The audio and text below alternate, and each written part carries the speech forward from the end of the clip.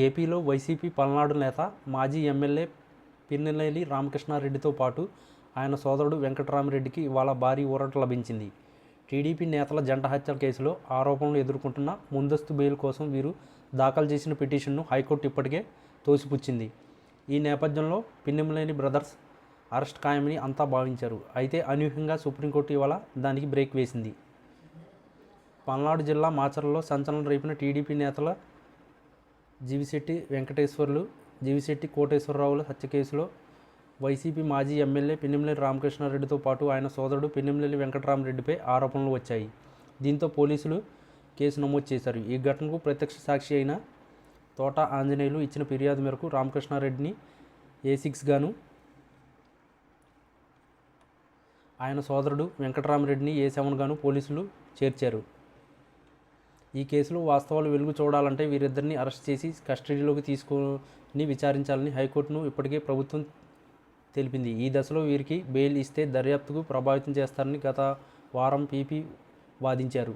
దీంతో హైకోర్టు వీరికి ముందస్తు బెయిల్ నిరాకరించింది. దీనిపై వీరు సుప్రీంకోర్టును ఆశ్రయించారు. వీరి పిటిషన్ను విచారించిన సుప్రీంకోర్టు ధర్మాసనం అరెస్ట్ నుంచి మధ్యంతర రక్షణ కల్పిస్తూ ఆదేశాలు ఇచ్చింది. అదే సమయంలో ఈ కేసు ప్రతివాదులుగా ఉన్న రాష్ట్ర ప్రభుత్వం ఇతరులకు సుప్రీంకోర్టు నోటీసులు జారీ చేసింది. వీరు ఇచ్చే వివరాలు ఆధారంగా సుప్రీంకోర్టు ఈ కేసులో తుది నిర్ణయం తీసుకునే అవకాశం ఉంది. అయితే ప్రస్తుతానికి మాత్రం పిన్నెల్లి సోదరులకు అరెస్ట్ నుంచి ఊరట లభించినట్లయింది.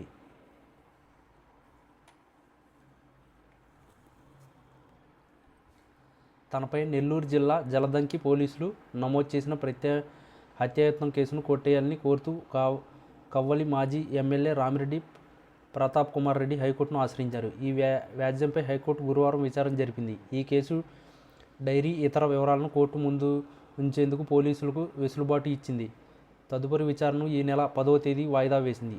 అంతకుముందు ప్రతాప్ కుమార్ రెడ్డి తరపు న్యాయవాది విఆర్ మాచవరం వాదనలు వినిపించింది. రాజకీయ కక్ష సాధింపు దురుద్దేశాలతోనే పిటిషనర్పై కేసు నమోదు చేశారన్నారు. హత్యాయత్నంతో పాటు SC/ST అత్యాచారం నిరోధక చట్టం కింద నమోదు చేసిన సెక్షన్లు ఇవి పిటిషనర్లకు వర్తిస్తున్నారన్నారు.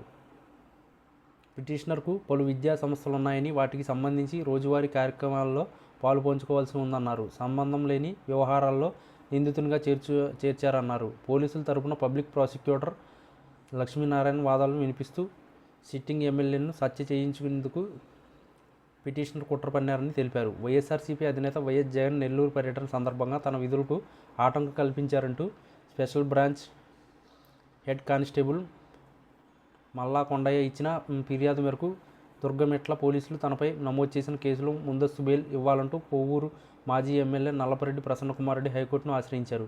ఈ వ్యాజ్యంపై గురువారం విచారణ జరిగింది. ఇదే అంశానికి సంబంధించిన కేసును కొట్టేయాలని కోరుతూ నల్లపరెడ్డి గతంలో దాఖలు చేసిన వ్యాజ్యంపై ముందస్తు బెయిల్ పిటిషన్ను జత చేయాలని రిజిస్టర్ని హైకోర్టు